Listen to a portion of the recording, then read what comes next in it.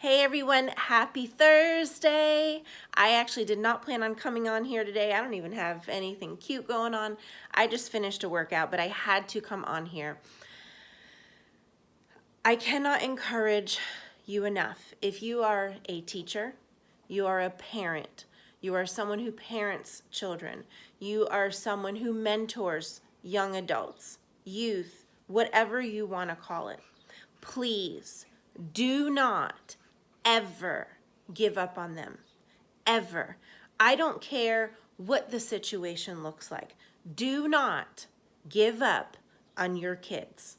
Your responsibility as that teacher, that mentor, that parent, or someone who helps to parent children is to provide the guidelines on how to be a successful individual for their gifts and their purpose in this world.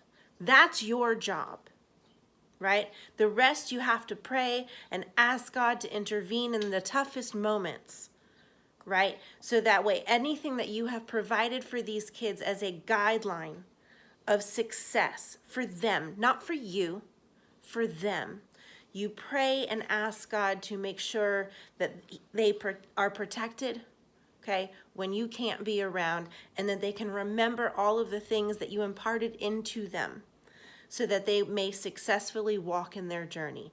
And someday I will make a much longer video on this. But where is this coming from?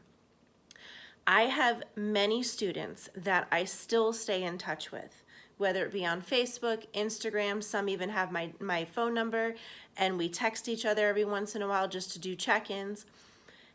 And honestly, a lot of these students are students that either were fighting all the time, or students who were suspended a lot, or students who were in gangs and doing gang activities, and I'll leave it simple like that. But they were living a life that most people would have just shut those kids away. They would have just said, oh, they'll never be successful. Or as we say in city urban culture, they'll die within the four walls. What are the four walls? That's the city, right? Whatever the city is of where they live, it's dying in the four walls of their cities because they're involved in fighting that can cause that to happen, right? Or drugs come in the picture, prostitution comes in the picture. There are a lot of things that come in the picture for these kids. And I cannot explain how it feels as their teacher, right? And now as their life mentor, since they had been my students from all those years ago. I can't tell you how it feels to see these kids who other people would have written off or did write off at some point, becoming successful for who they are, who God created them to be. And success looks different for them, but they're doing it, right? I've got kids that have become lawyers, kids that have become doctors, or they work in some type of position within those two fields. I have kids that have gone on that were living quite the life and are now married and happy, and they're having children, and they have this joy that can only come with that inner success, that inner confidence that they have reached their personal goals. They've done the work to heal, to get better, and to help others. And there's so many other careers that my kids are now doing, and I just look at them, and sometimes I just get so emotional because I'm like, yes, this is why we as educators need to invest the time with our kids to help them get there.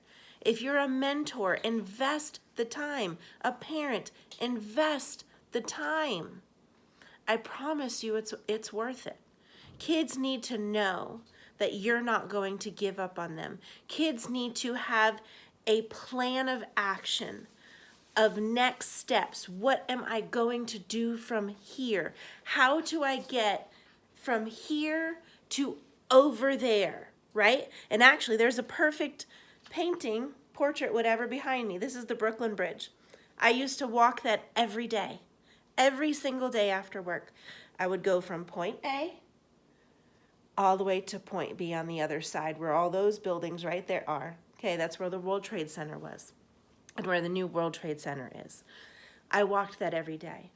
But if you don't give these kids the guidelines, the architectural blueprint of how can they get from here to there, then they're walking in a world lost, broken, hurting, traumatized.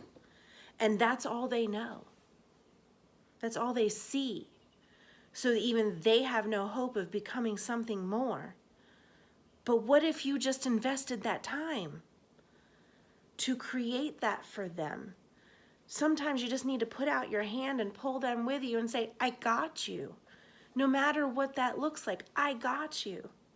That's why several of my kids have my phone number, because they needed to know that no matter where Miss H goes, that's what they call me, Miss H, I am always there for them.